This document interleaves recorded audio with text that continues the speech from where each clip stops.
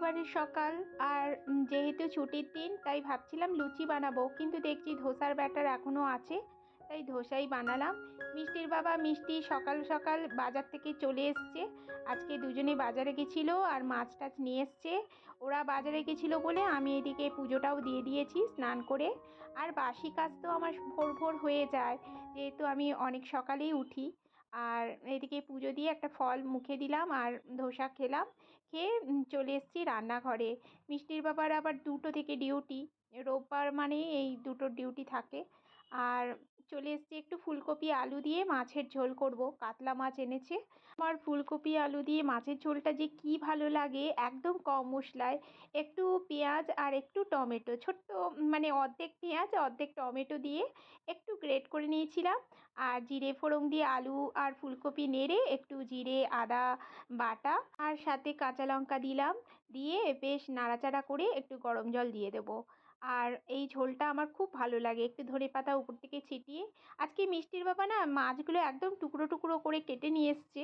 এই যে একটু কষানো হয়ে গেছে, আমি জল দিইনি, এই যে জল দিয়ে দেবো। গরম জল দিচ্ছি, গরম জল দিলে স্বাদটাও বেশ বজায় থাকে। আর উপর থেকে ধনেপাতা ছিটিয়ে দেবো নামাবার সময়। হয়ে গেছে তরকারি। সাথে একটু শাক বানাবো।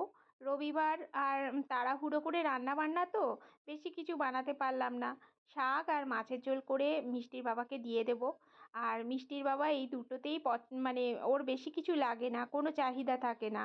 যতটুকু দেবো, একটা তরকারি ভাত দিলেও ওর তাতেই সন্তুষ্ট। আজকে বেশ শাকগুলো এনেছে, লাল শাক, মানে আমাদের বেঙ্গলের মতন লাল শাক পায়নি, কিন্তু এখানে একরকম লাল লাল শাক থাকে, ওই নোটে শাকের মতন। আর সাদা শাক মিক্সড করে বসিয়ে দিলাম। আর এই যে মাছের ঝোলও হয়ে গেছে।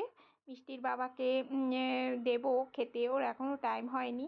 তার আগে ভাবছি বাজারগুলো গুছিয়ে নিই। বাজারে যা টাটকা টাটকা সবজি, আর লোভ সামলানো যায় না। আমার এই টাটকা সবজি এত ভালো লাগে।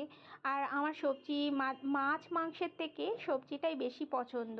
বাজার থেকে করলা আনতে বলেছিলাম, পেঁপে আনতে বলেছিলাম, সব নিয়ে এসছে। আর ফুলকপি, এই যে ছোট ছোট 2টো ফুলকপি এনেছি 30 টাকা, একটু দামটা কমেছে। আর জানি না তোমাদের এক এক জায়গার এক এক রকম দাম। আর ছোট ছোট শিম, আমাদের এখানে তো এরকম শিম পাওয়া যায়। আর এই হচ্ছে শাক, এই নিয়ে এসছে। বাজারগুলো গুছিয়ে রেখেছি আর এইদিকে মিষ্টির বাবাকে খেতেও দিয়ে দিলাম। আর একটু পায়েস বসিয়েছি। পায়েসটা তালের গুড় দিয়ে করব, দারুণ হয়। আমাদের এখানে তালের গুড়টা নতুন উঠেছে, খুব টেস্টি। চলো ভিডিওটা এই পর্যন্তই, সবাই ভালো থেকো।